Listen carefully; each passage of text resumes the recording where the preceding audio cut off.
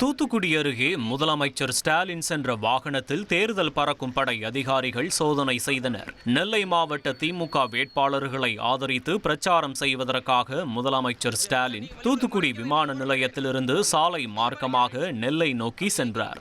அப்போது வாகைக்குளம் பகுதியில் முதல்வரின் வாகனத்தில் தேர்தல் பறக்கும் படையினர் சோதனை நடத்தினர். முதல்வர் தனது வாகனத்திலிருந்து இறங்கி அதிகாரிகளுக்கு ஒத்துழைப்பு வழங்கியதோடு அங்கிருந்த பொதுமக்களையும் சந்தித்து பேசினார்.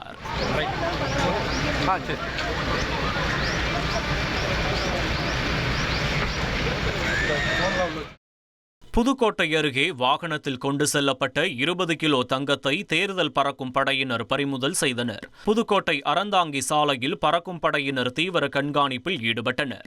அப்போது ஒரு தனியார் வாகனத்தை மறித்து சோதனை செய்தபோது அதில் பெருமளவிலான தங்க நகைகள் இருப்பது கண்டறியப்பட்டது. பறிமுதல் செய்யப்பட்ட நகைகள் புதுக்கோட்டை வருவாய் கோட்டாட்சியர் அலுவலகத்திற்கு கொண்டு செல்லப்பட்டன.